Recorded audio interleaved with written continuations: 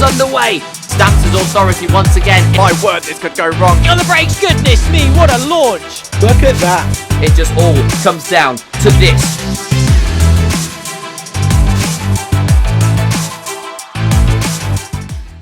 Well, good morning, good evening, good afternoon to wherever you may be in the world, and welcome back to the APC, the Almost Pro Championship here on a Tuesday afternoon, where we turn our attention to round number 12 of the championship. We head to the Autodromo Jose Carlos Pace, more commonly known as Interlagos here in Brazil, and we are in for an absolute thriller of a race, one that could decide the championship should one driver decide not to turn up. We're in for it absolutely all here this afternoon, ladies and gentlemen. My name's Tom Knight, taking you through the next hour and a half or so of racing action. But as always, I'm not alone here up in the commentary box. To my left is the absolutely wonderful Joseph Black. Joseph, how are you doing on what is a very rainy Tuesday here in the UK? Very good. I mean, I managed to avoid the rain on my way to the broadcast, but yeah, very excited to get started, and very weird not to be leading the commentary. Of course, I've led the commentary for every single broadcast since round 1 of season 8, I think it is. But more than happy to allow Tom alongside me, and Ollie Matthews already spotting a new commentator in the chat. Yes, indeed, Owen has decided to abandon us today, and so TK will be your wonderful company. I didn't think I'd make it back either, but it's still both of us in the booth, and hopefully it'll be a very good evening of action. And of course, as you mentioned, we may well have a champion-elect, and well, if his championship rival does not turn up, Andrija Cenkovcan will be confirmed champion.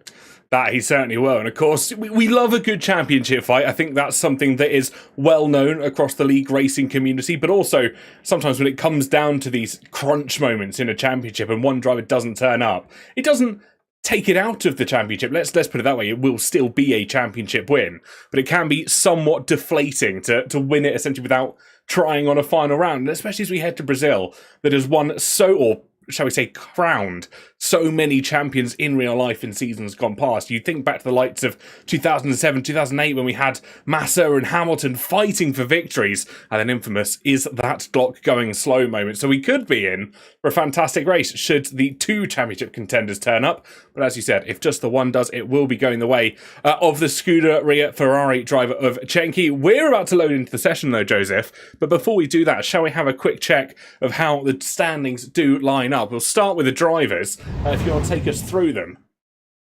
Yeah, so it's Andrija Cenkovcan, who of course may well be confirmed champion ahead of his teammate Ethan Shackleton, who he is 63 points ahead as it stands.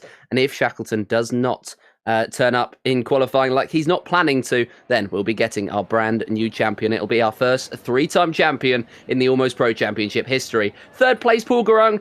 I reckon next season he's going to really hold a candle to Andrea. Joined a couple of rounds in, took a couple to get going, but he's now in prime contention for that 2nd place. Dan Riley, ever consistent, he's in 4th, and Stephen Snell, a huge gap back to the man that left and quit league racing halfway through the season. Carl Stewart Woodard and Burt Welly and Stuart Towers as well will be hoping to take that 5th spot off of the Mercedes. Connor Stewart Woodard finds himself in 9th place, and Jack Weaver rounding out the top 10. Benjamin D, of course, not racing anymore in this league, but it is a 3-way tie for that 11th place, which he holds because he took it earlier in the season. Seracini and Moore, who are right in behind. Ollie Matthews, who has had some impressive races ever since he joined the league 2 races ago, he will be hoping to snatch that 11th and maybe even that 10th off Jack Weaver. And Harry Jennings rounding out the 15 drivers that have competed so far this season.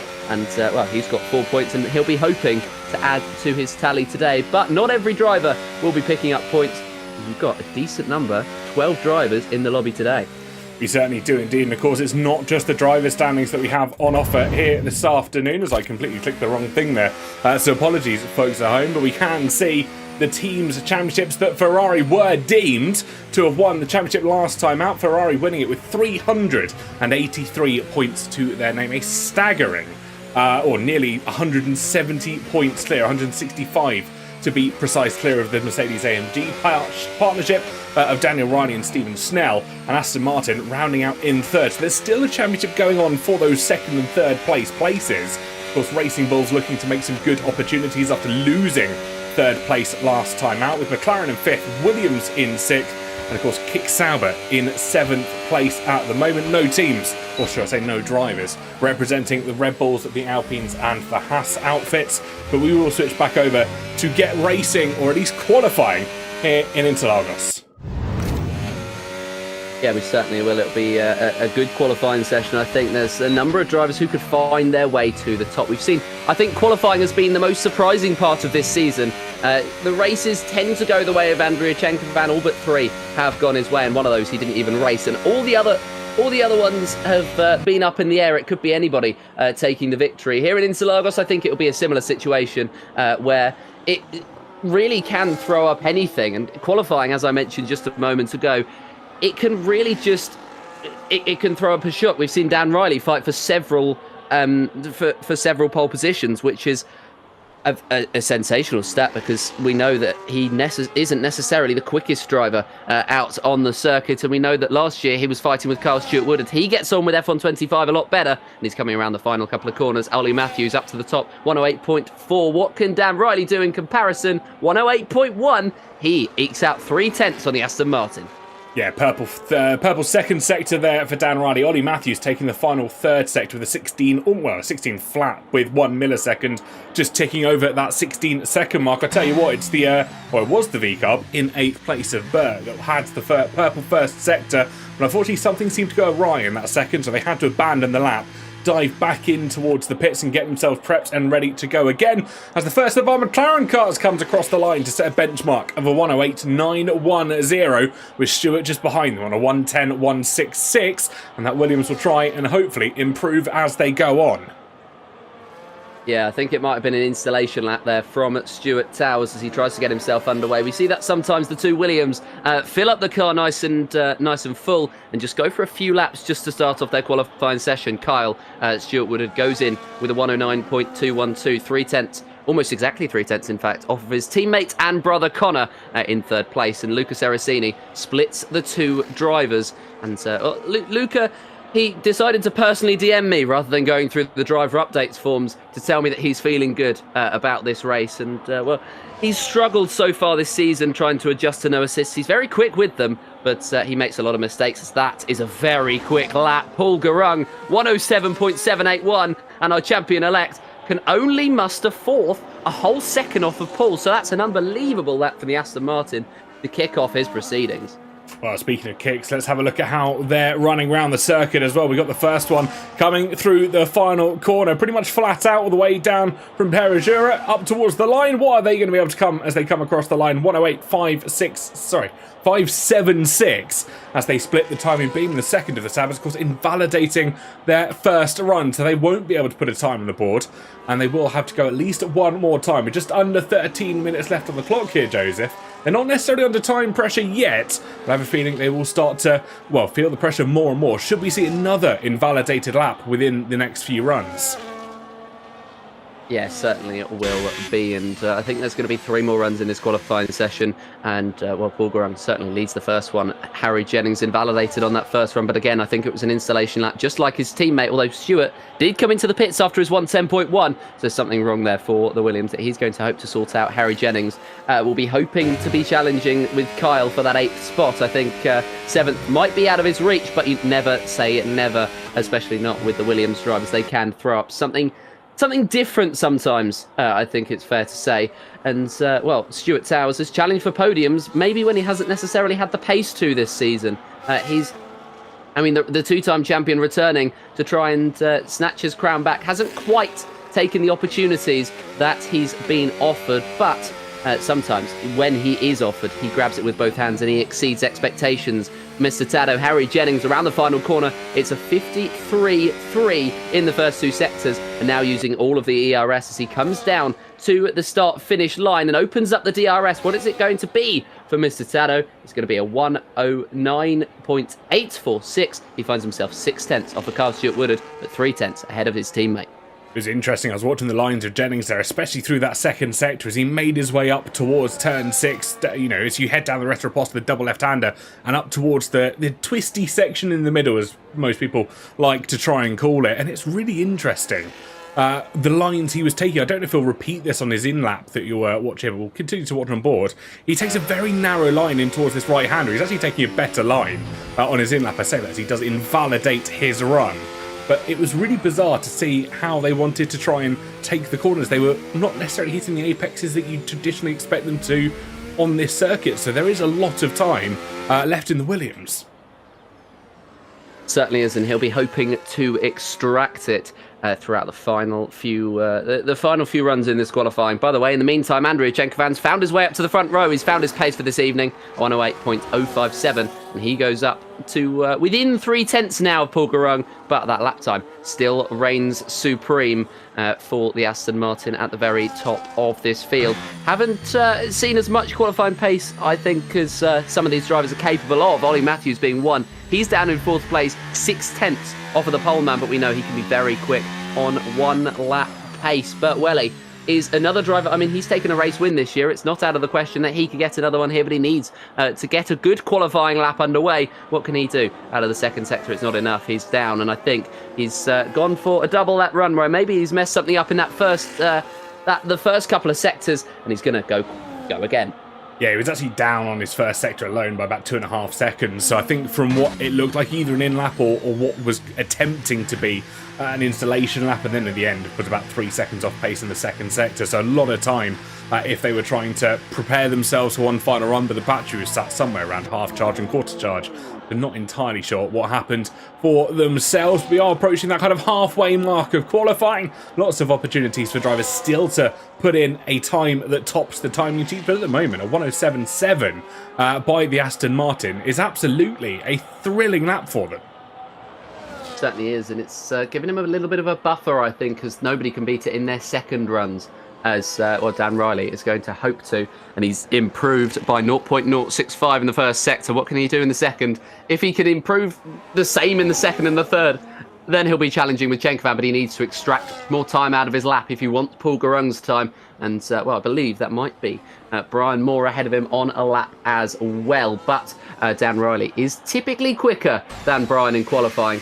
And there we go, Brian having a huge slide, and surely he's got to get out of the way of Dan Riley very, very shortly. He's got to be aware that the Mercedes is right there on the back of him. And, well, actually, it looks like Dan Riley isn't quite as close as I thought he was, but he is still pushing, and he's found a lot of time in that second sector, purple, allegedly, according to the game, and he's up by exactly a quarter of a second. Lucas Erracini improves up to 7th place, toppling Connor Stewart Woodard off of that and dropping him down to 8th. Now Dan Riley up to the line, and it's going to be the front row. He's just under a 10th of Paul Garung. The fight for pole is on.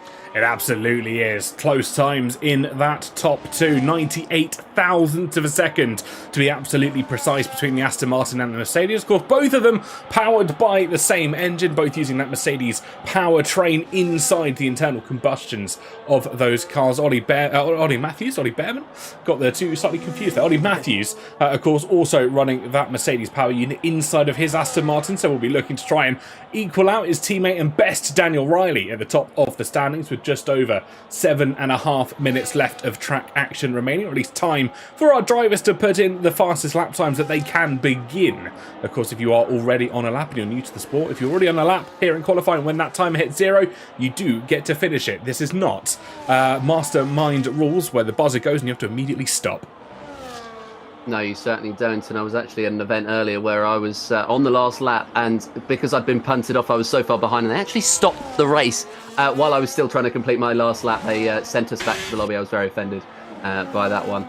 But yeah, anyway, 7 minutes left in this session, and yeah, it'll be very interesting to see if anyone's going to be able to beat Garung's time, as Lucas Erracini is going to crawl up to the line. I'm not really sure what he's doing here, but he's giving his teammate slipstream. That makes sense. Bert Welly's just started on a lap, and that's good sportsmanship, good teamwork from the two V-Cubs, but it does mean that Seracini has to go for another slow lap, and it looks like it's not been worth it as his teammate has backed out as well. Well, I'm trying to understand what happened here, because obviously they wouldn't have really given them much toe down the start-finish rate going so slowly. I think their anticipation was actually to get a toe from their teammate down the Retroposta in towards turn number 4. And of course, you saw the lead V-carb there back off of their lap as they headed through the center S's. So I wonder if they maybe figured out what the second driver was up to and decided thus far to back out themselves. But now then another game of cat and mouse as we head through the second sector, because neither of them are going to want to lead on the next lap. I'm sure one of them will probably end up diving in towards pit road, but they're going to be stuck in this game unless one of them does something rather drastic. Yeah, I can't understand it, but they're going to come around the final corner. We'll see. I reckon both of them are going to come into the pit lane. They also don't want to get in the way of Jack Weaver, who's coming in behind them in the kick Sauber, and they might actually give him a decent little number of slipstream. No, they're not going to, but it's still a decent lap from Jack Weaver, allegedly purple in the second and up to the third. What is he going to be able to set? Is he able to challenge Paul Garung? It's not quite going to be enough, but it's up to 5th place, and that's not too bad of a lap time, a 3/10 improvement, which puts him within 5/10 of pole position, and it puts him within 4/10 of the front row. So it's entirely possible that we could be seeing new drivers on the front row, but I think that Paul Garung and Dan Riley would be a surprise enough to find out on that front row. By the way, I fear that may well be soundboarded, the Ollie Behrman moment, because it's really weird, because both the times this season we've had somebody new come into the commentary box. It's been you and it's been Max Ringer, who of course you know. And he got soundboarded for calling Andrija Cenkovcan Senkenovic. And I think Ollie Behrman might just be another moment. And speaking of Senkenovic, he's into the pit lane. And we'll be going once again. Just under 5 minutes left in the session. Jack Weaver will be diving in as well. And this is where I think it starts to die down on circuit, where everybody just starts to prepare for their final runs. To say that, both the Williams are either on a lap or just having started a lap. And Harry Jennings, he'll go for another one. Yeah, absolutely. We're at that stage of qualifying now where most drivers will be kind of in the pits, getting themselves a fresh set of tyres, under-fueling the car as much as they possibly can for a final run or a final attempt at a run. Because they will have pretty much, you have an opportunity to go out for one out lap. You can then do another fuel burn lap if you really want to. And then as soon as that time hits 0, you can go for one final run if you trust yourself enough in the car to be able to essentially have a lap at lower fuel than you'd ever get away with in the traditional session, because you don't need to make it back to the pits this time. So a lot of drivers will be thinking forwards to that, getting the double out lap prepared and sorted to then go for that final run, a pretty much hit and hope run. Yeah, and that's what we're seeing, I think, with both the Williams. They do like to go on multiple lap runs, and Stuart Towers here is going to come up to the line and complete another one. And he has pushed on this lap. Is he going to come into the pit lane? He's just about going to cross the line, and he's going to cross the beam. Is it going to be an improvement? No, it's not. He's 4/10 down, so he's lost time in that final sector. And well, his teammate is the other driver on a lap right now, as you've got Ollie Matthews and Dan Riley out on the circuit. I think Dan just allowing Ollie through, and not wanting to have any tussles. Dan, sometimes at the end of qualifying, and this is no slight on him, there seems to be moments where he may well be slightly unaware on his final preparation. That's what the view of some of the drivers has been so far this season, and there's been spats with one particular driver. And well, if we see Dan Riley and Carl Stewart are getting into an incident this evening, I fear it may well be rinse and repeat in the interview room. Ollie Matthews around the final corner then. He's going to start his final run, and he's going to hope that he can find 4/10 of a second.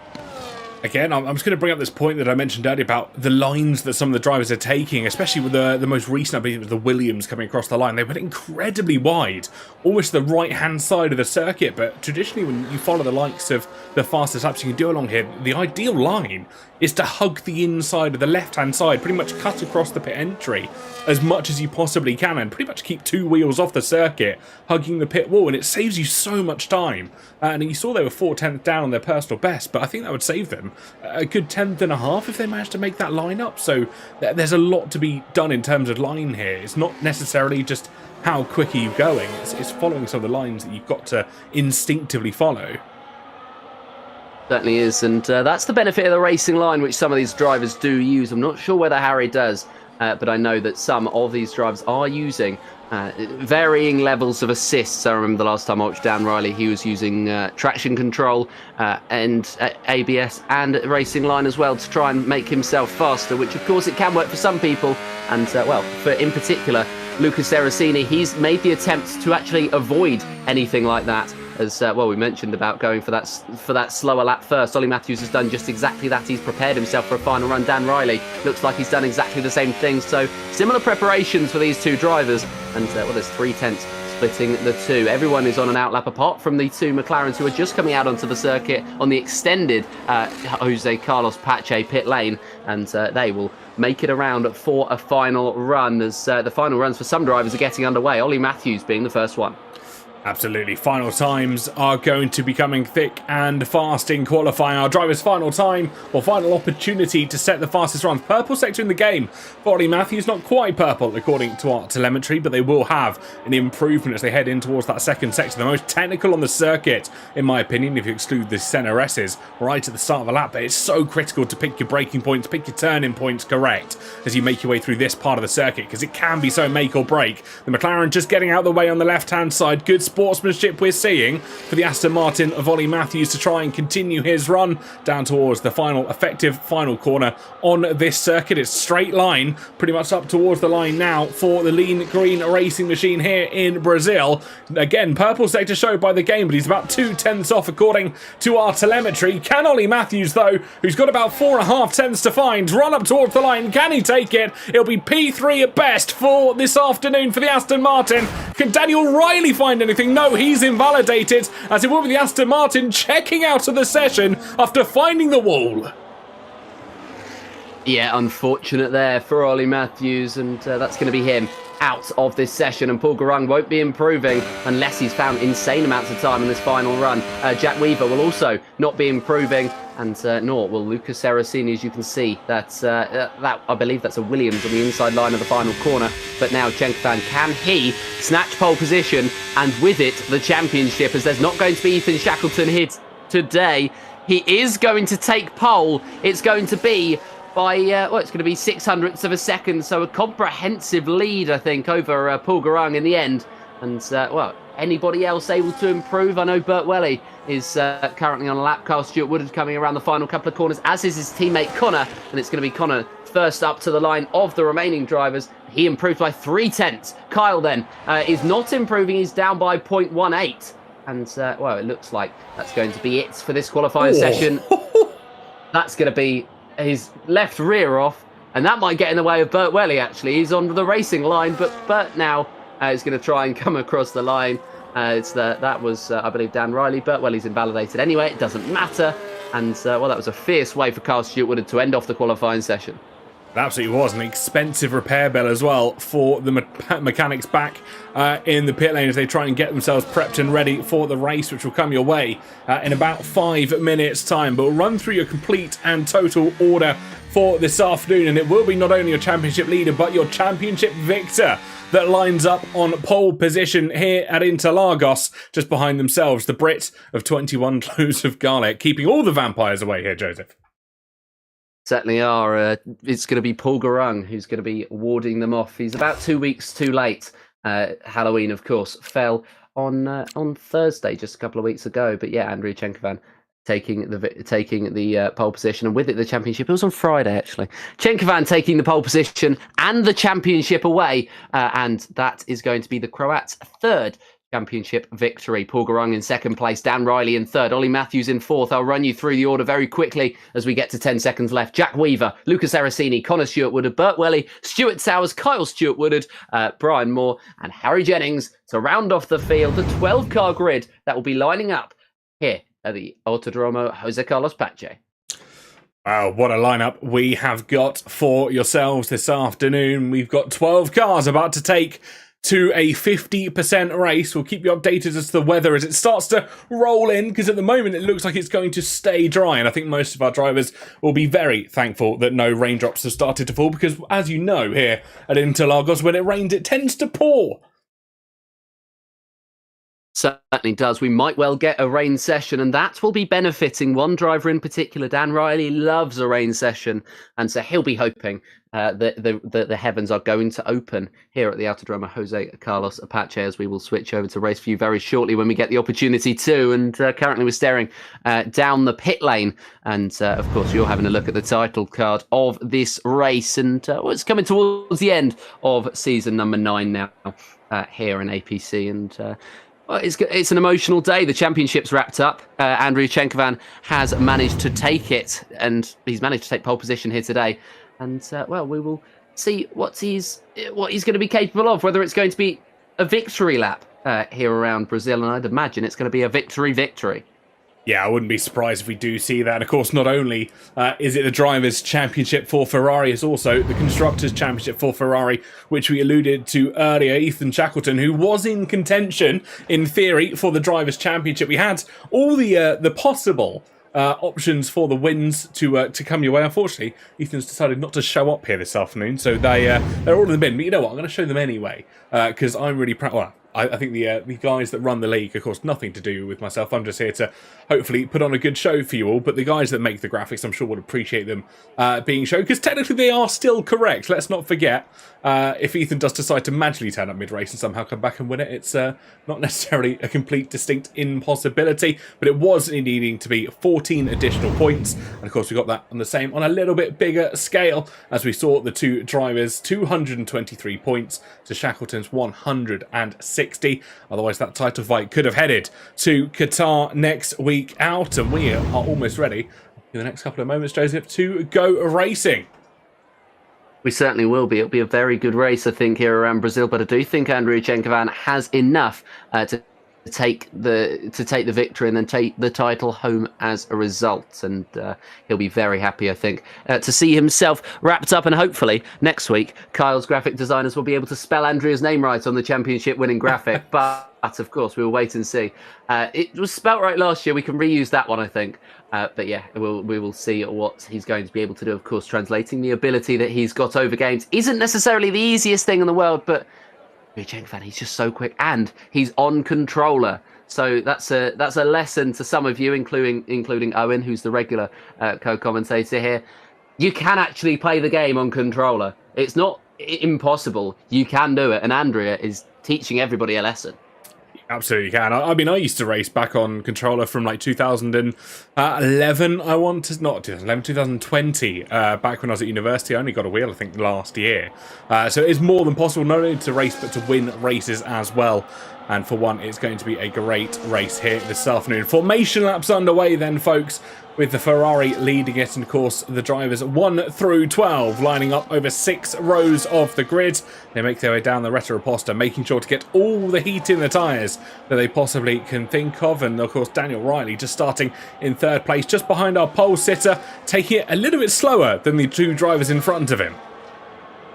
Yeah, it certainly is. And well, Andrija Cenkovcan flies off, always. He's always keen to get going. Paul Garung looks the same today. Dan Riley trying to warm up the tyres, see what he can do before he starts off this session, excuse me. The possible race strategies here are medium hard or medium hard. So soft, not an option, according to AWS here today. And it's going to be all about the mediums. But I'd be interested to see if any of the drivers are actually on a set of the hard compound of tyres. As you can see, the commentator graphic, very kindly made. That one was actually made by TK. And it's used a very flattering photo of me that he's just Googled. Stuart Towers, the only driver on a set of the hard compound tyres. Everybody else on a set of the mediums. So, well, somehow the broadcast director is already wrong. And, well, it looks also like it's going to be a completely dry race around the Brazilian circuit. So maybe some drivers will be slightly disappointed with it, but some drivers will be very happy. I know that there's a few, Ollie Matthews included, who really like dry conditions, and well, we'll get into their opinions about this race very shortly. But we'll get into the race itself even sooner, as the first 3 already up to the grid. The rest are due to follow. They absolutely are indeed, and as you said, everybody on the medium tyres bar 1. No rain expected here at Interlagos, of course, translated loosely to between lakes. 12 cars approaching the grid, and Joseph, as the resident commentator here, I think it's only right that we let you do our race start here. Alternate race strategies, including a medium, medium, soft till the end, which could be a very bold strategy, but here we go. Certainly would be a very bold strategy. We are waiting to see the 5 red lights come on here in Brazil, and here they are. The lights are on, the drivers are ready. And the action's underway. Cenkovcan gets off to a strong start. Paul Garung's got off to a very sluggish one. And Dan Riley may well pull around the outside into the first corner, but he won't quite. He's going to try and look for the switchback as Cenkovan's gone deep. And through goes Paul Garung. He leads the race. And through goes Dan Riley as well. So it's going to be a spin in the background as well from Ollie Matthews. Carnage at the start of this race, and we're still getting even more. 3 wide for the lead. Heading into the Descida de Largo is going to be Paul Garung who takes it. Dan Riley in P2. And Andrija Cenkovcan drops to third. Well, what a race start we've had over 5 corners of 36 laps. Both McLarens battling out for 6th and 7th respectively around the outside. Oh, off goes wide, goes Kyle there, managing to just keep it on the circuit, but grassed up the tyres quite considerably, and that allows the V-Cub to try and swoop around the outside as we head through the second sector, and that was almost a very heart-in-mouth moment as we have the Sauber further forward, getting the move done on Burt in the V-Cub, and getting around the outside, being the favourable move here. Yes, certainly is. I think it just makes sense because you can get the run out of the corner that you desire. And, well, we will be seeing what is going to be happening throughout the rest of the race and all of the overtakes that will happen throughout the rest of the race as we end lap number 1 and head on to lap 2 now of this Grand Prix. And it looks like Burt Welly might be shaping up a move on Jack Weaver into the first corner. He's on the outside line. Is he going to touch the grass or is he going to be able to avoid it? We know Jack Weaver and Burt Welly pretty well here, and we know that they don't touch grass very often. Burt Welly's going to pick up the DRS on the exit of the corner, and he's going to breeze his way past. Didn't need to make it in the first couple of corners to centre S's. He makes his way through anyway, but the gap between them and the top 3 is now 1.7 seconds, so no DRS for Burt Welly the next time around.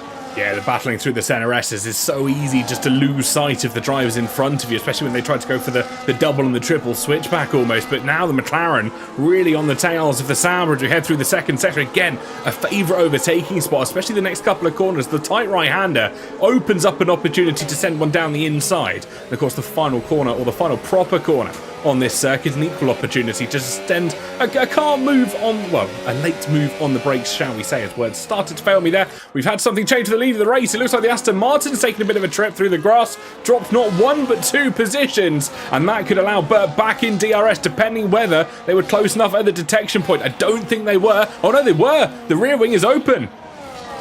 Yeah, Burt Welly's going to get DRS, but crucially, Paul Garung is not. He's going to have to push very hard to catch up to the top 2 as Cenkovcan picks up the fastest lap of the race and will have DRS on Dan Riley. And, well, Paul Garung is not going to have it on Andrija Cenkovcan. He's got to earn it heading through the second sector. But now Cenkovcan takes the lead of the race and order is resumed. Dan Riley generally does get off to a good start and generally does get up to the lead of the race. He did so last week.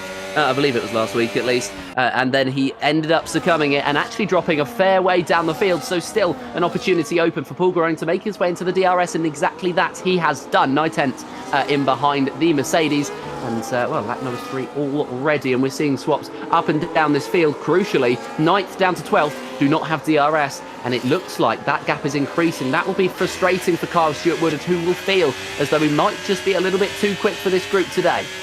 Absolutely, there's going to be lots of chopping and changing at the moment. Of course, as we said, no rain expected, so it will just be a pure, pretty much strategy race, depending on what tyre you start on. The undercut is very powerful here at Brazil, but equally the overcut has the opportunity to try and go a little bit longer should the temperatures stay somewhat manageable. We're looking at 24 degrees in the air at the moment, 36 degrees track temperature, so the tyres will start to scream the longer and longer you try and take them. But the question will be, do you want to try and take that risk and benefit of maybe seeing a safety car as the Williams of Tado almost sliding through the first of the centre S's, manages to recover the car nicely, but surely that's going to put some wear on the rears of the car.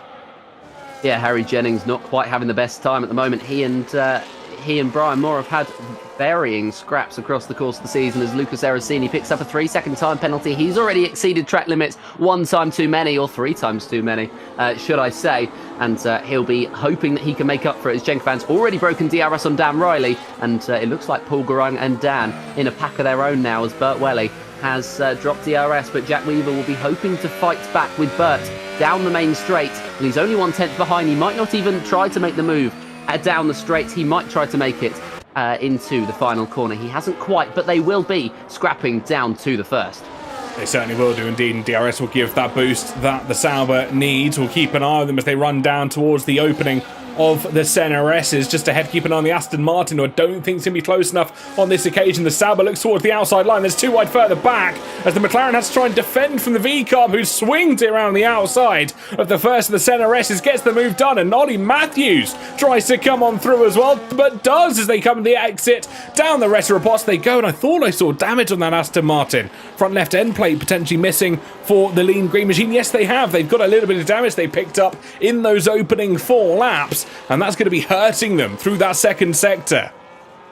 Certainly is that pace disadvantage. The pace missing from Ollie Matthews has now been explained, and now Connor is going to try and come back. He looked at the inside line, but it wasn't quite open enough for him, so he's going to have to try and create another opportunity for himself as he's going to head out towards the next few corners. It's not going to be in the S's where he makes the move. It's not going to be in sector 2, but sector number 3 with the DRS. He's going to be hoping to be close enough in the slipstream, as now Jack Weaver searching for an opportunity on Burt Welly has not taken it just at the moment. I think he just wants DRS down the main straight, and that's exactly what he's going to get. Just the 2 tenths back, and he's going to get DRS. It's going to open up right now, and he's going to close in as that's going to be Paul Garung closing in on Dan Riley as he feels as though he's got the pace to catch Cenkovcan. Cenkovcan, though, flying off into the distance as that's Jack Weaver on the inside of Burt. I thought he was going to send it into the first corner. Has he sent it too far and too hard? Not quite. He holds on to 4th place. Burt Welly drops. He certainly does indeed, but he's not down and out as you look at the straight line speed that Bird is providing there. The Sauber, I wonder if they just backed off the throttle. Maybe they felt the overtake wasn't necessarily as fair as it could have possibly been. I can't quite explain the difference in straight line speed there because, you know, it looks like he's tapped the brakes to allow Burt back past, but surely you wouldn't do that in a racing situation. No, it doesn't necessarily make sense, but it's just explained away by it is what it is, and this is the position they find themselves in now. Burt Welly 4th, Jack Weaver finds himself in 5th and hoping to build up an opportunity. Burt was on the inside line, on the favourable line into that corner, and he's going to try and avoid going slightly wide, because if he goes wide, then Jack Weaver will punish. That's a slight wobble on the exit from the V-car, which opens up the opportunity for once again the Kick Sauber to make his way through, maybe more comprehensively this time than the last. Lucas Erracini might make his way through as well, but Jack Weaver hasn't quite picked up enough slipstream. Maybe Burt is using ERS to stay ahead, and he holds the inside line into the first corner and remains in 4th place. Jack is, I think, scrambling to try and make this move. Yeah, Lucas has got a great view of the battle that's going on in front of him at the moment. He knows he doesn't necessarily have to do anything too rash, but they run down the rest of Raposta once again. The Sauber to the inside, tries to go late on the brakes, pushes, but very wide. Their teammate almost comes through saying thank you very much, but at the moment, Lucas will have to just play second fiddle, try and defend from Ollie Matthews, who comes down the inside as they run up towards the middle sector. I'm not sure if he's able to try and send it. The Aston Martin brakes late again, but that front wing surely giving him trouble as he tries to get the car turned in and swoop it around the outside, and just a lack of front downforce really not playing beneficial to the Aston Martin here this afternoon. He's desperate. Ollie Matthews is so desperate to make this move stick on Lucas Erracini. He knows he's quicker even with the front wing damage, and he's desperate to make it stick. And he's not quite had the run out of the final corner in order to do so, but he will continue on, and he will continue to try and fight for these positions. That's Dan Riley into the pit lane on lap number 8 of this race, so potentially a little bit early to come into the pit lane, as that's the inside line into the first corner for a number of drivers. Burt Welly and Jack Weaver scrapping away. Jack Weaver again trying to send it to the inside, again riding the curbing on the exit of turn 3, and again he's made the move stick. Is he going to hand it back this time? Not sure. We'll get a view of it in the background on board with Ollie Matthews, who's not going to get the chance to get through on Seracini. Jack Weaver has defended the position this time, and he holds that final podium spot with Dan Riley coming out of the pit lane in behind Harry Jennings in last place. You'd be expecting him to, and you'd be expecting him also to switch over to a set of the hard compound of tyres. Now he's going to really get the opportunity to close in on these two, especially if they keep fighting. It's a good battle further back as well. Williams versus Sauber as they climb up towards the hill. Damage for the Williams car. Front right end plate again missing for another one of our cars racing on circuit. It seems to be, I don't want to say the most common injury that these cars have asserted to, but it's certainly one that is frequent more than others. And again, it's going to be providing less turn-in ability for these cars. They won't be able to get the car swooped in, especially through that second sector, and that's normally where you've got to try and set up the overtakes. You head in towards the start finish straight, that long run up towards towards the start-finish straight. As we watch once again, Burt trying to go for a move on the Sauber in front, dives to the inside of the first corner. The Sauber tries to hang it around the outside. Rears starts to slide out ever so slightly, but fortunately manages to catch it once again. And now's an opportunity for Lucas to try and capitalise. They run down the rest of Reposta. Are they going to try and send a move and help out their teammate? They passed at least the long side of the kick. Sauber tries to turn in, realise there's a car there, and round the long way they go, and off the circuit indeed to try and get it done, but still side by side, banging of wheels between the two of them. Ollie Matthews has got an absolutely spectacular view of this battle. Oh, round goes Lucas in the background, and it's V-Cub currently in third. The other V-Cub drops to sixth. Yeah, Luca drops out of the DRS as well, and he's going to try and fight his way back in, but he's not actually lost too much time, considering he was almost sideways when we watched just a moment ago. He's now 1.6 behind, or 1.116 even behind, so he's going to try and pick up DRS hopefully very soon. Ollie Matthews going to look to the outside, not quite going to be able to get the move done, but now down the main straight. This is his opportunity. I will say, by the way, just to clarify, I know I mentioned that Lucas Erracini didn't do the driver form. He actually did do it, but he just changed his answer, which is why he messaged me saying screw the driver form. But into the pit lane comes Burt Welly, and he's going to make the switch onto I believe the hard compound tyres. But yeah, he said Lucas Erracini saying a very different thing to what he said to me. He said he was worried about turn one. He'll be happy if he finishes, and he's been learning manual gears.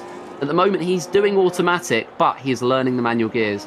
And, it's just about the practice. Maybe it's not the best practice if you're practicing manual and then you're going into a race with automatic. But, I mean, it is what it is. He said about the last race that he had great pace early, damage just ruined it. And I think that's exactly what Ollie Matthews will be feeling about this one. And in answer to what has changed since you last raced, which is, of course, the second question on the driver update, he just said Ferrari depression, which doesn't make sense because he's in a V-carb. So, I guess yeah, Lucas Erracini.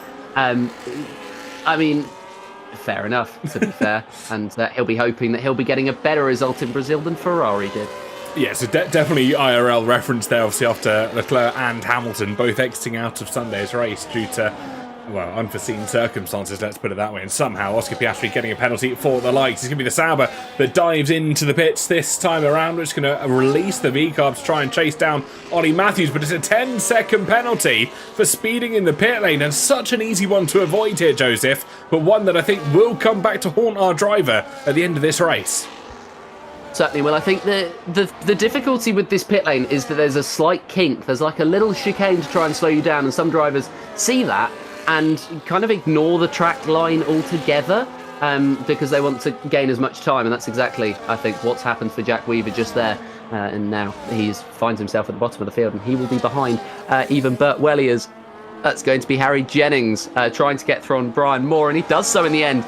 Brian dropping to 10th place, and Harry is going to continue this fight. He finds himself in the points at the moment, and he's going to hope to stay in them. But Dan Riley has made his way past on these two, and Burt Welly is closing in behind very quickly, as that's going to be, I believe, Ollie Matthews. No, it's not. It's Paul Garung off at the final corner. So the biggest challenger for Cenkovcan this evening has just faltered. Yeah, that's a really, I want to say unusual mistake, but such a commonplace to make it here on this circuit. You brake so hard, you're trying to swing the car in, and there's somewhat of a raised curb on the inside, which can sometimes unsettle the car, and grass and gravel is so close on the outside. The moment you touch it, the car will go spinning around, and especially on 11 lap old medium tyres, they will be starting to scream a little bit, as we have reached 1/3 race distance here in Interlagos.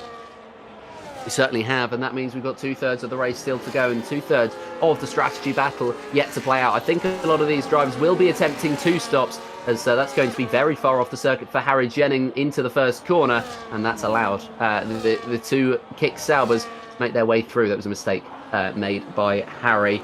And this is the battle that we're watching on with at the moment for second and third position. Ollie Matthews leads Lucas Terracini, but for how much longer? We will switch over to the fight with those two V-Carbs now, as I believe Brian Moore has just let his teammate through, and he's just going to try and pick up the slipstream. But I think, actually, by the time the braking zone rolls around, because of those fresher tyres, Jack Weaver is going to be clear of that 1 second mark.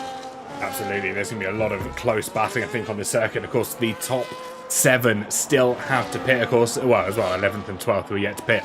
But slightly off the back of the pack. It's only 8th through 10th that have pit, all of them opting to ditch their medium tyres for a fresh set of the white-walled hard tyres. And everyone else in the top 5 that runs in the medium tyres will be going to the hards pretty much exclusively, unless we do see a very wild two-stop, but I can't see it being beneficial here this afternoon. No, I really can't see it being beneficial, but when you have tyre wear, which some of these drivers will be struggling with now, then you may well consider it. That's something that has been a notable difference on controller and on wheel, and I'm stealing Owen's point when I say this. Controller tyre wear is so much harder than wheel, so that's why it's even more impressive that Andrija Cenkovcan's been able to, keep that championship so in his grasp. I believe all the other drivers are on wheel. Paul Garung might be on controller, but I know that a number of them are on wheel, and so I think it provides an advantage to everybody else, but I don't think they're taking full advantage of it over Andrija Cenkovcan at the moment, as Dan Riley through on Kyle Stewart-Woodard and now has Stuart Towers ahead of him for that 6th place fight. As well, of course, those two with many a scrap across the course of the last season, and Dan is going to try and put a car in between himself and the McLaren. He does so indeed. Dan Riley gets through on Stewart, and that's going to be Connor Stewart and Lucas Seracini into the pit lane, and Connor 10-second penalty added to his name, so that's another one to the growing list. Yeah, we're going to have a tally by the end of this Grand Prix as to how many drivers have fallen foul to that 10-second penalty, because as you said, it is just so easy to get wrong as you make your way up the hill. You're trying to pick your braking point. You've got to go through almost that mini chicane that is somewhat unregulated. Let's just stress that slightly over the top, because of course you've got to go through it. There's no barriers on either side that you necessarily have to slow down for, so you kind of take it at pretty much full speed and then realise, oh yeah, I've got to slow down by now, and by that point it's far too late to get what is a very heavy Formula 1 car stopped in time. Yeah, exactly. It's very difficult to do so. As now we have a fight on for that 8th place, or for 7th place, apologies. And this is actually a real fight. Burt Welly, Jack Weaver trying to fight. And that's going to be, I think, Jack Weaver just allowing Burt Welly through. This has been a very respectable fight, even if Jack Weaver feels as though he's gone for an aggressive move. He keeps handing the position back, keeps going. Again, Ollie Matthews into the pit lane. Is he going to fix that front wing? He's been struggling with it pretty much all race long, so I think it makes sense for him too, yes. But he might not have selected it. Yes, there we go. He is going to be replacing that front wing, so he'll be taking a time hit, but ultimately, it's definitely going to be worth it. Yeah, absolutely, and that was my main question when we saw him coming into the pits, is he going to get that front wing repaired? Because you saw how much he was causing him, and another 10 seconds gets added to the list. Jedi couldn't use his powers here this afternoon, and unfortunately does fall foul of the FIA's maximum speed limit in the pit road here at Brazil. So that makes 3 drivers now that have fallen foul, and Ollie Matthews does keep ahead of Kyle in 9th place after repairing his front wing, and I think we're going to see a new lease of life invoked in that Aston Martin just ahead in 9th place, now that he feels that he's got the appropriate amount of downforce and grip available for this circuit. He's absolutely going to fly, but what he has to avoid is being too aggressive, because he had to be aggressive without that front wing end plate, but now he's going to be aggressive with the front wing end plate, so he's going to just be so much quicker than everybody else into the corners, and I don't think he quite realises it just yet. Jack Weaver fighting with Burt Welly still. He was on the outside line through the S's, and he's going to get the slipstream and the DRS, and he's going to use some ERS down the main straight, but it's not going to be close enough for a move on this occasion. So Burt Welly and Jack Weaver.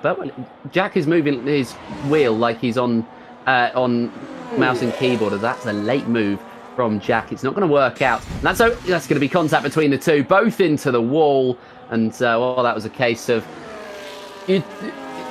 if you go for a gap that no longer exists, you're no longer a racing driver. And well, Jack Weaver went for a gap that didn't exist, so he is a racing driver, just an aggressive one. It may well not have paid off there, as that's going to be his front wing end plate off, and he's going to have to come into the pit lane again, unfortunately. Congratulations, good sir. You are hereby doffed a racing driver. Unfortunately, as a result, you picked up wing damage. So we'll let you make your own assumptions of that. And that's Burt off in the background. And even more wing damage, I believe, for the V-Carb running in 6th place. Our race leader, Chenky, in towards the pit road. And look at the Sabres practically pushing one another through the middle sector of this race circuit. And Burt does not want to try and hold up his teammate. But at the same time, he needs to limp that car back to the pits. Daniel Riley gets the move made on the Aston Martin up in third, who's now also diving into pit lane, and Daniel Ricciardo has already pit. He did so on the 7th lap, so he's done 9 laps already on these hard tyres and has such an advantage over the Ferrari as they make their way out of pit lane now. Yeah, out of the pit lane comes Andrija Cenkovcan, and Dan Riley is going to take the lead of the race. Stuart Towers going to take second, and that is going to be another 10-second time penalty added to Burt Welly's time this time. So very, very much a struggle to get it stopped, I think, for a number of these drivers. And, well, I mean, it's one thing struggling to get it up, but it's another thing struggling to get the time down, and that's going to be a front wing change from Burt Welly.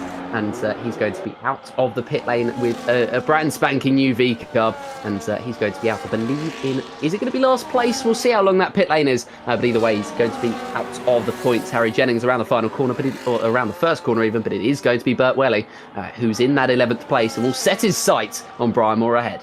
Absolutely. Well, you can see the distance between the two drivers. They ran down the retro so the Sauber just heading their way through turn 5 and just behind Burt in turn 4. So not much difference separating them, just over 2.5 seconds. We can see the time already considerably eating away at the Sauber in front, who has pit just 2 laps ago onto a set of the hard tyres. It's interesting that Burt's opted for a second set of the mediums, but of course half race distance does make it, in theory, possible to take them to the end. I can't guarantee they're going to be anywhere resembling tyres at the end of this stint. And the second Sauber, what was the first Sauber, retires from the session after picking up a 10-second penalty for speeding the pit lane. Yeah, there we go then. Jack Weaver out of this session, and well, he's made that decision halfway through this race, basically. So there was still so much to go and still points on offer for Jack, but unfortunately he's going to be not going again is the Kick Sauber. He's just going to be retiring from this race, leaving his teammate, the sole representative of the Kick Sauber team, Burt Welly. Another penalty added to his time, and he's really trying to push here. I don't think it's all working out for him, but he is gaining a lot of time on Brian Moore, so he will be within DRS range very soon, as Connor looks like he might be dropping out of it on Seracini and into it on Ollie Matthews. I think soon there will be a little bit of that DRS for the Aston Martin. There we go. It is indeed going to be DRS into the first corner for TTV Ollie Matthews, and well, he'll hope to take full advantage. I think we've figured out the explanation as to why the Sauber retired, because obviously they picked up the the speeding penalty in the pit lane. 10 seconds. We see Ollie Matthews fly past Connor in towards the first corner, but I can confirm that was not their first 10-second penalty they picked up here this afternoon. It was actually their second penalty for speeding in the pit lanes. So they had 23 seconds worth of penalties with just under half race distance to go. It was looking unlikely for the Sauber, and henceforth they have retired the car. Yeah, they certainly have. It's a shame, but it is what it is. And Jack Weaver, I mean, it's good to see him racing again. He's taken a few weeks off. I mean, he's not warned us that he's taken a few weeks off, but he's taken them off nonetheless. And, well, it's unfortunately he's come back and retired. Of course, Jack Weaver, the one remaining component of the triage that joined last season and caused, I think it's fair to say, havoc in the league. Yeah. And, well, it would have been great to see... it would have been great to see, was it Chapman who raced? I don't actually remember his name, but I believe it was Chapman that was able to come in, just take victory after victory. George Chapman, there we go. The name has come to me. He was so very good, but they had a spat over something. Brad Gibb as well, the third of that triage. The names are all coming back to me, and I mean, they're all personalities in their own right. And I think we're better off without them into the pit lane. Stuart Towers, he makes a switch to the medium compound tyres for the last 16 laps of this Grand Prix. Certainly does indeed. Last of our drivers to make their way in towards the pits. The only driver that started on the hard tyres, of course, and has taken them 19 laps until we see him onto a set of the medium tyres, for which he'll take 16 laps until the end. Of course, we have seen the likes of Garlic taking the medium 16 laps. And of course, our race leader, Chenky, took his medium 16 laps right at the start of the Grand Prix before switching on to hard tyres to see this race out. And of course, they are now 2 seconds clear of Daniel Riley. An impressive comeback over the last few laps. And they have been lapping this field faster than anybody else. They hold the purple in terms of lap times, and they've, well, set another one here this afternoon. Yeah, Andrija Cenkovcan setting a 1:10.074 as into the pit lane comes second place Daniel Riley. That will promote Lucas Ericini up to second place, and Ollie Matthews up to third, and Garlic Garung up to fourth, and Ollie Matthews might be taking second, in fact, as he's on the inside line now of Lucas Ericini. Who's going to have more grip? Ericini sends it, but it's going to be Ollie Matthews who ends up going through, and Ericini, I think it's just the tyre wear that he's struggling with, but with the DRS he might try to come back, and he's not quite going to be close enough to make that move. Kyle is going to get through on Dan Riley. Is he, or is Dan going to come out ahead? In fact, Dan is going to come out massively ahead of the McLaren. Yeah, Riley had a fantastic pit stop by the Mercedes outfit and managed to just get out between the two McLarens, of Connor up in 5th and Kyle down in 7th place. He's got about 3 seconds buffer each side of him, and that will of course only decrease as he tries to catch up to Connor in P5. But fresh tyres, fresh harder tyres actually, interestingly enough, didn't opt for a second set of the mediums, unlike some other drivers that we've seen go for this 2-stop strategy. So it is really a mixed bag in terms of tyre strats for some of our drivers. It certainly is. It's a very much mixed bag from these drivers. I think some of them are just making it up as they go along. That's what some drivers like to do here. They don't make the strategy, they just make it on the grid with the assistance of Mark. I almost said Jeff, that would have been great. Of Mark, who is of course the race engineer on this and last year's game. Connor is into the pit lane and has actually managed to get it stopped, which you can't say for many of the drivers here today. He makes a switch, and it'll be a switch onto what looks like it'll be a set off the hard compound tyres. So he's gone from the mediums to the hards to end off this race. I don't personally understand the strategy there, where he's gone for 2 sets of mediums and then he's going to stretch the hards for the last 14 laps. Maybe he's just struggling with a bit of tyre wear. Yes, it's a bold choice because obviously he's got 14 laps of racing remaining. He took his first load of mediums 13 laps into this race, so he was well and confident they could last. But I wonder if he was maybe opting for, I don't know, a different strategy. He smacks the pit wall on his way out, so there are questions to be raised back at Woking for this McLaren strategy, because it certainly is a new one that I don't think I've seen before. Yeah, it certainly is. I think it's just making it up as they go along, and expect to see Kyle on a similar strategy because, of course, those two are in a VC and want to work together. They usually are seen working together by the one on the different strategy, swapping with the one with fresher tyres, and by different strategy I just mean one lap. But Kyle is already on a set of those hard compound tyres, He's doing a medium hard, so he may well do a one-stop, or he may well be opting to use that second set of medium compound tyres later on. Now he's 6.7 off of the back of Dan Riley, and he's 4 ahead of Stuart Towers, so he's got a lot of room to manoeuvre himself in the last 13 laps. Yeah, done 14 laps on a set of the mediums, 8 laps on this current set of hard tyres, so my assumption would be that he's trying to take this till the end. The one-stop strategy definitely paying dividends in previous races in Brazil especially, so they can make it work.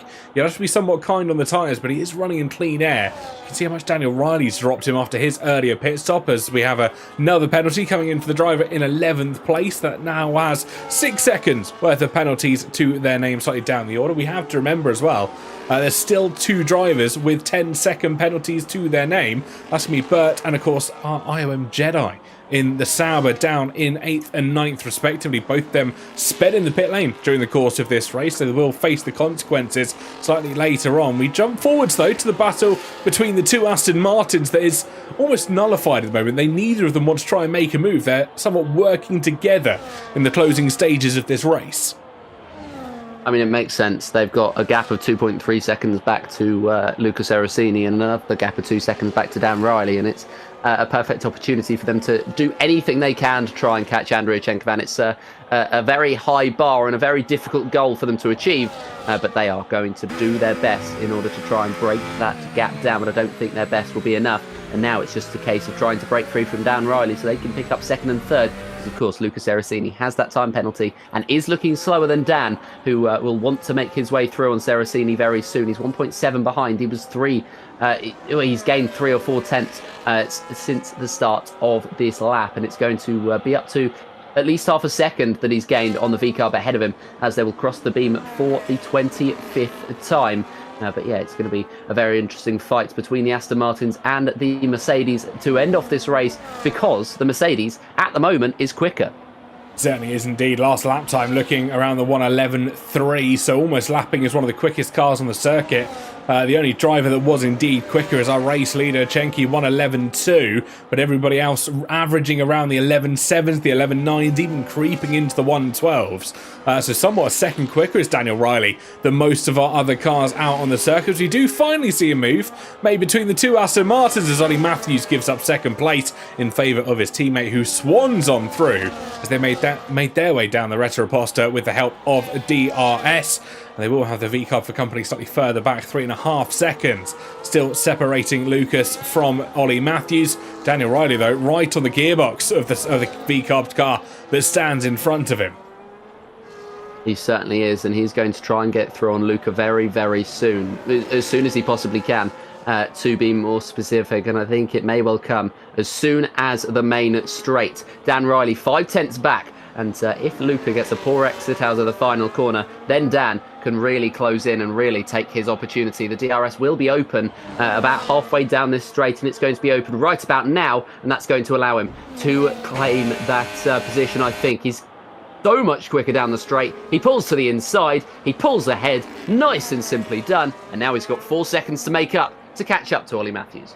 Yeah, I think Lucas can be stuck in somewhat no man's land here once Daniel Riley manages to disappear off in towards the distance. Of course, they will get DRS down the Retroposta, that detection zone coming midway through the centre S as Kyle picks up a 3-second penalty for multiple track limit warnings. But Daniel Riley, again, has looked so quick on this stint on the hard tyres. And I think the moment he's out of DRS and Luca is left to fend for himself, that gap between himself and Kyle, I think could come crashing down here. Yeah, it certainly could. I really do think that it can, and Kyle is really going to try and push towards the end of this stint to try and catch up to the V-Carb. Dan Riley is closing in. He's closed in 5/10 on Ollie Matthews, and it's now very much where the two Aston Martins need to work together. And Dan Riley, he's a force of his own. He's done exactly this the whole season, where he's been fighting by himself, apart from when Stephen Snell started off the season with a bang.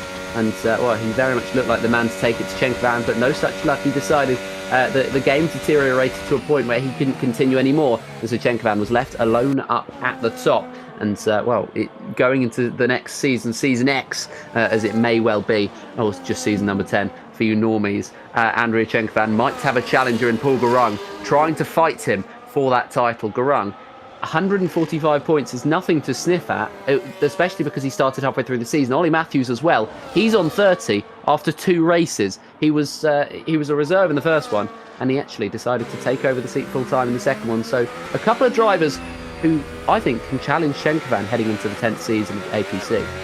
Yeah, I think there's lots of opportunities for drivers here just to get their teeth stuck in and obviously use the races or the remaining races here in Season 9 as an opportunity to just find your feet, find how the league works, find how your race pace is amongst some of these drivers. Maybe not play all of your hand or show all of your hand at once, because we could be maybe seeing some of that element come into it where, yes, they're wanting to race, but they're not wanting to maybe reveal all the pace they've got straight away. They want to reserve a little bit for, you know, that surprise attack when we head to round 1 of Season 10, or as it could be called, as you said, Season X. So there is a lot of games to be played in this, essentially what is a pre-season for these drivers that want to take that step up. It certainly is, especially for those who join later on in the season, like Ollie Matthews, for example. Of course, his second race in the league. He's been in the league since roughly around the middle point of the season, but he never actually raced until now. And he is very much focusing on racing this league for as much as he possibly can throughout the remainder of this season and then into the next season as well. But he's 6/10 off the back of Paul Gurung, his own, teammate. I don't know what's going on this evening. His own teammate, and he's trying to close right in. And I think at the moment they're working together, but I think it could get very spicy very soon, especially with Dan Riley in behind. I think that they're both going to be hoping that gap is going to remain so they can fight it out as rivals rather than teammates.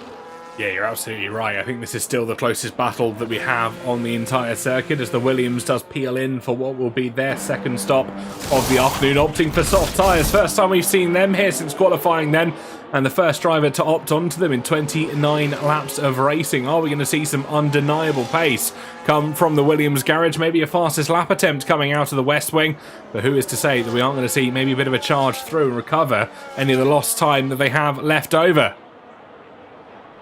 Hopefully he will get the chance to, as 7 laps on the end is going to be a long stint on those softs, but at the same time a short time to have come out of the pits and try to gain that time back. So I think it's a rash decision to come into the pits at this late, unless you're in puncture region, which of course some of these drivers might be getting towards with the extent of their stints that they've gone on. I know that some drivers are going to be trying to extend their stint as much as they possibly can, and just trying to make it to the end of this race. Now, nobody else wants to be seeing the the soft compounder tyres, not even probably the driver that made the switch over to them, which of course is Harry Jennings, but he's just going to have a bit of running around on the circuit now. He's going to be hoping, I think, to maybe for a DNF, maybe for a puncture. Either way, if he can get into the points, then he will be having an absolutely splendid day. And that's going to be Jack Weaver finally leaving the session. Not sure what took him so long to make the decision to leave the session after 12 laps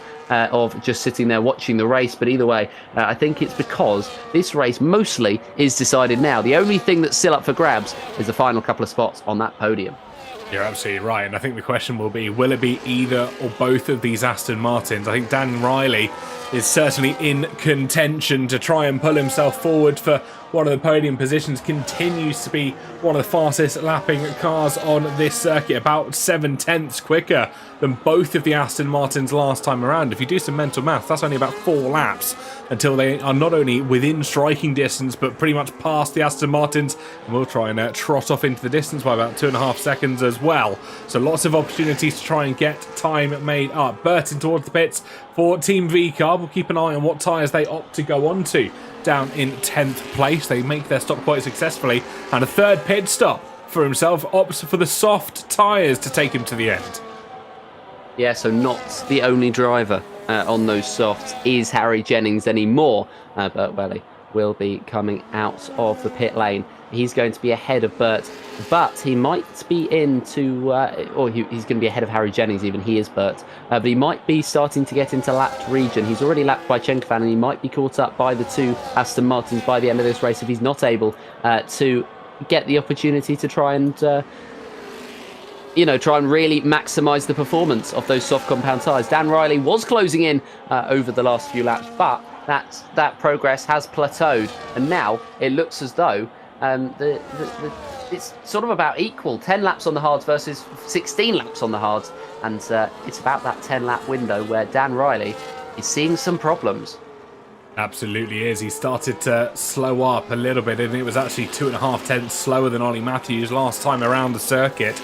So I do wonder if we're not necessarily in kind of puncture territory by any means. It's only 10 laps on a set of those hard tyres for Riley, who sits in 4th at the moment, but I do wonder if we're starting to reach that equilibrium moment between the tyre pairing. It's 16 laps on the car of Ollie Matthews versus 10 laps on the car of Daniel Riley. So we're sort of reaching that point where they're not necessarily being any better than cars around. We'll give you an update on last laps around, a 10th quicker this time for Daniel Riley. So it is playing a little bit of jump rope between who's taking the faster laps of the 2 drivers, but nowhere near the incredible 7, 8, 9 tenths that we've seen in laps gone by. And actually now you can see I believe that's the Williams of Misitado just on the back of Daniel Riley. Yes, it's a lapped car, but could cause some distraction. Certainly could. Some distraction may well be in order for the 2 Aston Martins, which might open the door once again to Dan Riley, or it might open the door to one of these 2 Aston Martins to get ahead of their teammate. They've worked so incredibly well to remain within range at this point of this race. They've remained within range, DRS range, for so long. I've even forgotten the lap number that they came together at. But yeah, Daniel Riley now 1.9 seconds in behind. He looks like he is slowly closing, but I'm not sure if it's going to be enough. I think the next lap is going to be absolutely vital for Dan Riley as to whether he's going to be able to take a podium or not. He almost needs the Williams to go past him to benefit from the DRS the back marker could provide, but I don't think the Williams is in any way, shape or form interested in going past. So you would have expected to dive in towards the opening of the centre S's. The ghosted car can quite easily make the overtake and then provide DRS to the likes of the Mercedes, but he is just happy to sit behind. Another 3-second penalty goes to the likes of the Sauber, down in 9th place. That makes it 16 seconds worth of penalties to their name here this afternoon. 6 for track limit violations. Of course, that 10-second they got for speeding the pit lane earlier, that they are yet to serve because they've only done a one-stop strategy here this afternoon. Yeah, they have, and that means that they will be serving those penalties at the end of this race, which will most likely mean that Stuart Towers is going to gain position, being the only driver in that spot without a penalty to his name. It's 3 seconds for Luca and Kyle. It's 6 seconds for Connor Stewart-Wood, and it's 16 seconds for Brian Moore. It's 3 for Burt Welly, and it's 6 for Harry Jennings. And so that means that, well, Seracini and Kyle don't currently move, but if Stuart Towers can gain 0.3 of a second on Kyle, then he'll be making his way through. Connor Stewart is going to be, well, of course, holding on to that position because of how many penalties Brian Moore has, but Brian will be dropping a position to Burt Welly. If Burt can wrangle those softs, then he'll be able to make his way through and actually get through on Connor, but it's going to be a stiff ask for the V-carb. And then Harry Jennings, of course, the penalties don't matter because he is at the back of this field, so the penalties at the end, I'm not sure how much they're going to affect things. I think the only thing they're going to change is swapping Burt Welly with Brian Moore, but of course that's not quite decided just yet because Burt could still make a mistake in the last few laps, but I think that's going to be the V-carb gaining another point and doubling his tally from today. Absolutely is. Just I want to give you a fun fact very quickly about both Aston Martins. They did an identical lap time last time around. Both of them ran a 1 minute 11.964, identical to the millisecond as they ran around this Interlagos circuit, albeit Daniel Riley's still a 10th.5 quicker, but nowhere near enough to make any substantial benefit to both Aston Martins. But I just thought that was really fun and fascinating that they ran exactly the same lap time last time. I believe last week, and don't quote me on this, but I believe last week in the first runs we saw 2 drivers getting the same lap times as well. So it's at a point now where they know each other so well, they're in a flow state. As well, that sounds like they've got another lap time. Not identical, but 2 milliseconds off. Wow. That's impressive. That is really impressive. 12.047, a 12.049 in that order. Incredibly close between the two. They're just happy chilling. They certainly are. They're not going to fight each other as Andrija Cenkovcan will come through the final few corners and start the final lap of this race. Dan Riley has not made inroads, mainly because of the consistency of the Aston Martins, but Cenkovcan, I mean, there's only so many superlatives you can use to describe the Croat's driving, and unfortunately his name has been spelt wrong on the graphic, but either way, Andrija Cenkovcan will do this victory lap. He knows he's champion. He was champion at the end of qualifying, which is potentially the most unique way that anybody has ever won a championship. But Cenkovcan here today has only one more lap. He's just got over a minute left of the Brazilian Grand Prix to seal his title, his third one of this of the APC Championship, and of course it may well be his 6th one, because if you include the team's championships, which they wrapped up last week, that's going to be 6 championships heading his way. He's easily the most dominant driver in the history of the series, and he's demonstrated it here today with a champion's drive over 19 seconds ahead of Paul Garung in 2nd place, and he has cruised to that 19-second gap.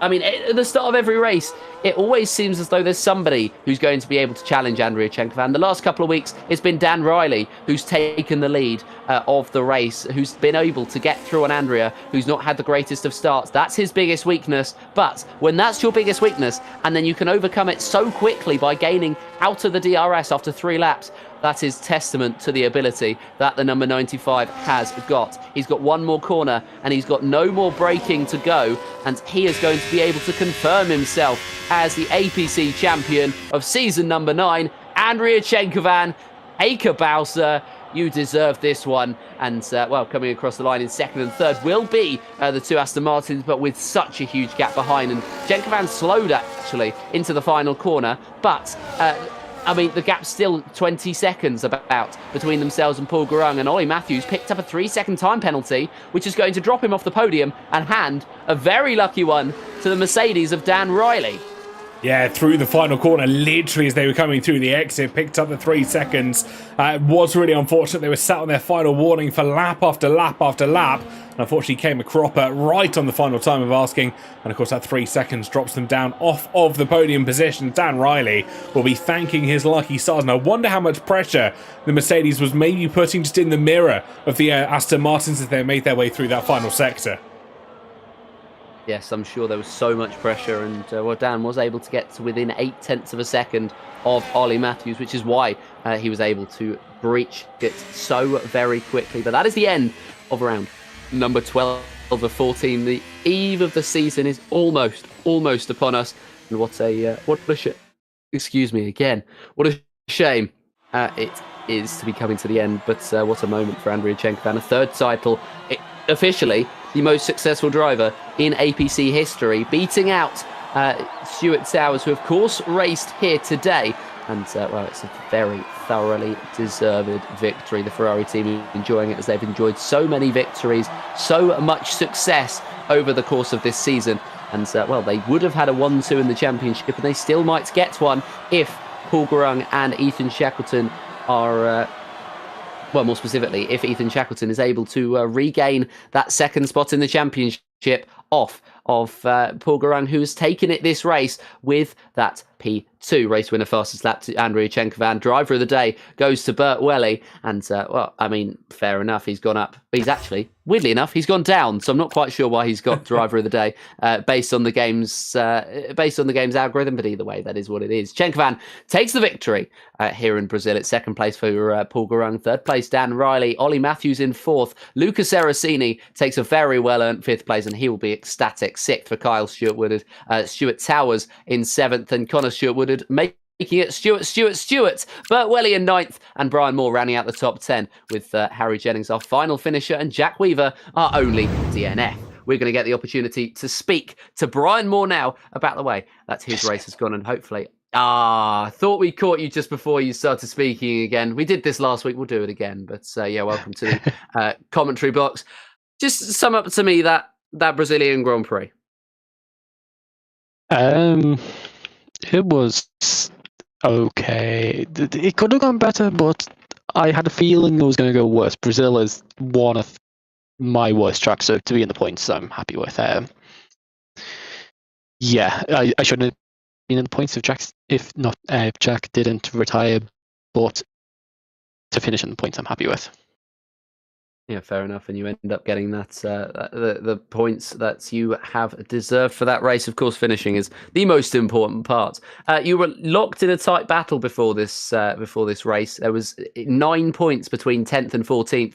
Weaver, Benjamin D, Lucas Erasini, yourself, and Ollie Matthews. And you find yourself now just fighting in there. It was actually 3 drivers on tied points: Benjamin D, Lucas Erasini, and yourself, Luca, with a good result today. But you've jumped above Benjamin D. Do you think that top 10 is still going to be possible this season, considering you're currently sitting in, I believe, 12th? Might have done the maths wrong there. I might be able to jump Jack, maybe top 11, but top 10, I don't think it's possible anymore. That's fair enough. And well, the last couple of races of the season are coming up very soon. We got Qatar next week. How are you feeling about that one? Very confident. Wise words. Yeah. And go on. I'm feeling confident. Qatar is one of my stronger tracks, so hopefully I can get a result in line with what I've been wanting all season. But yeah, we'll have to see when we get there.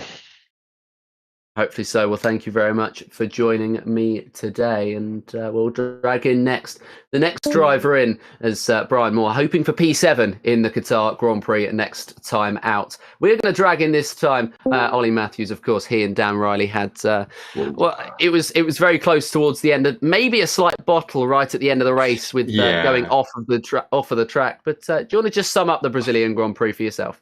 It was suddenly chaotic. I got spun around turn 3 and was last with kind of 35% wing damage, which isn't never ideal around a track where you need a wing, especially in that middle sector. And that led me to get 2 of my warnings for washing out a bit wide in some corners. And I was just dedicated to the one stop, and decent tyre management, and was able to work well with my teammate for those latter laps until he gapped me. And the penalty on the last corner, it's going to traumatise me. Yeah, the last corner was very, very unfortunate, but still a decent result. And heading towards the end of the season, you've managed to leapfrog a number of the drivers in the championship. I believe, if I can do my maths correctly, you now find yourself in 10th place, which is different to what I just said to Brian a minute ago. But I believe you find yourself in 10th place. Do you think that 9th and overhauling Connor Stewart Woodard will be possible? I don't know what the gap is. I'll need to see on that, but I honestly think that I can do. I'm not too strong around the next 2 tracks, but with there being quite a big pace gap between the now top 4 and the rest of the field, I think anything's possible.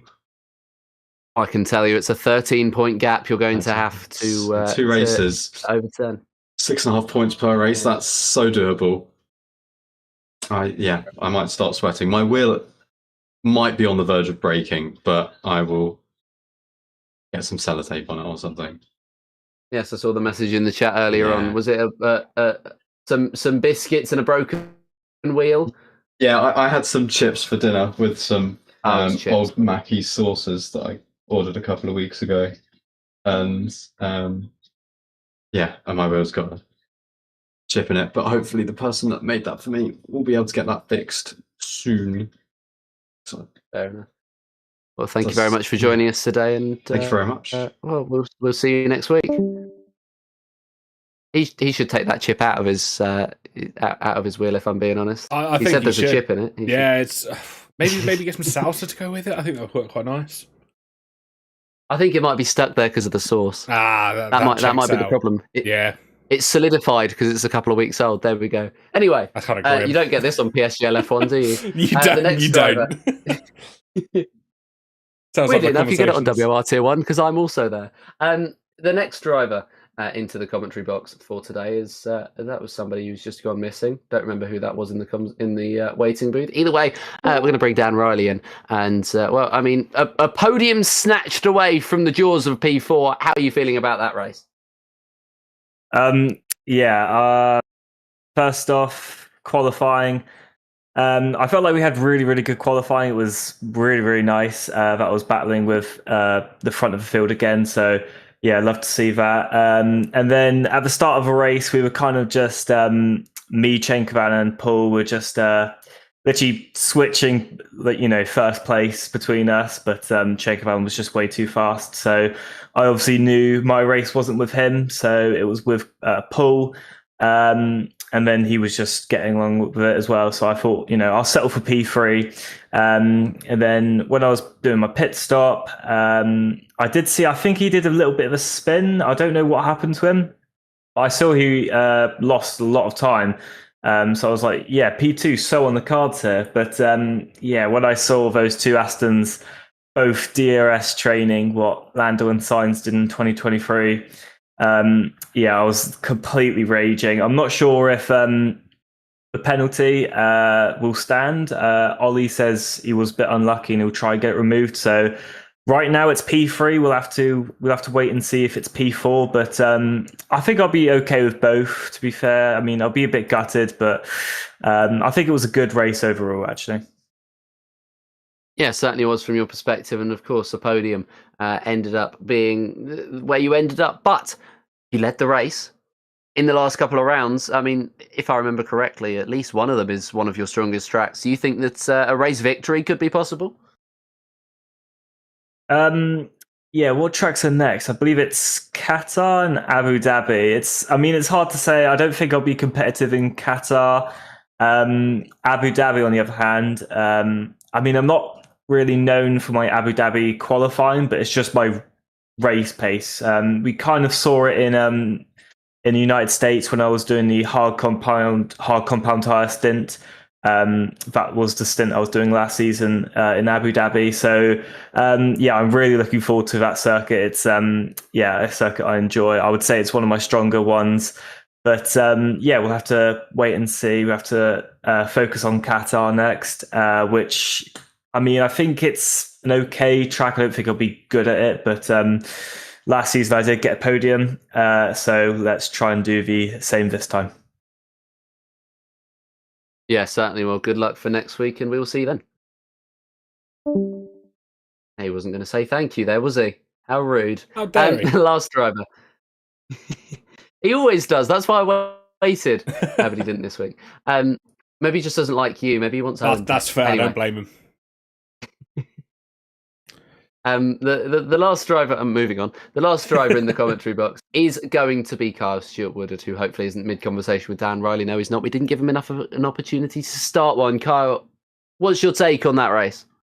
It's funny, actually. He was just saying bye, and I was just saying bye. But when I'm expecting to be pulled in, so it's I was a bit more like, let's get that conversation done quick. But you know what? It was I really didn't feel confident going into this one anyway, so I'm not too surprised by the result. But yeah, I got a really good start, a really poor quality, really good start, then got swallowed up quite quickly. For some reason, the first 2 laps, I just couldn't seem to work out the car. I couldn't work out where to brake, where to turn. I just like, on the full fuel, I just couldn't work it out. And then once Stuart got past me, all of a sudden it was like it all clicked and I was fine. So I was pretty consistent from there on in, I feel.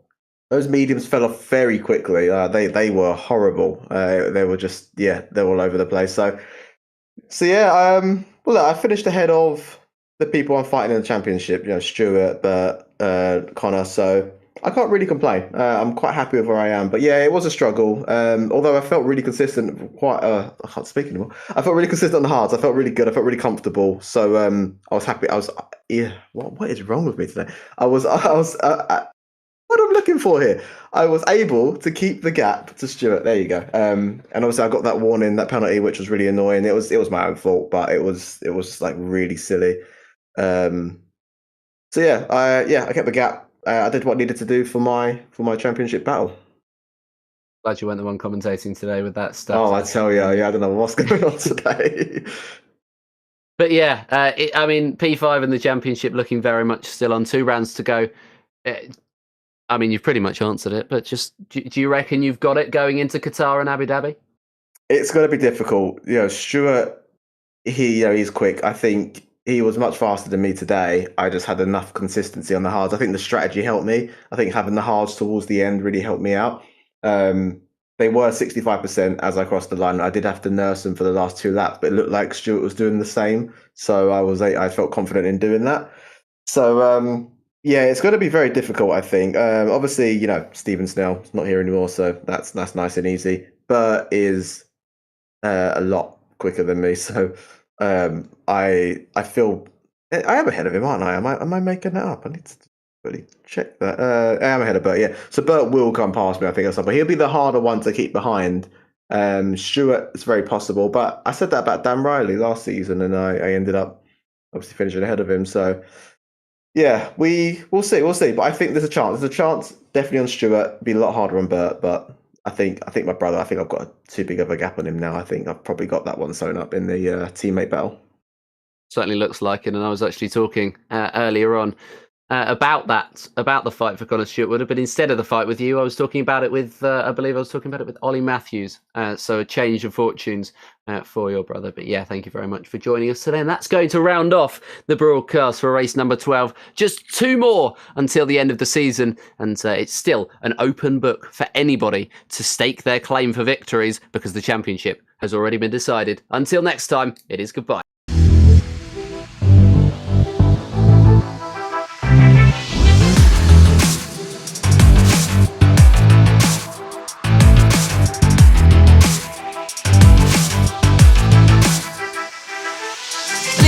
Underway. Stamps' authority once again. My word, this could go wrong. On the brakes, goodness me, what a launch! Look at that. It just all comes down to this.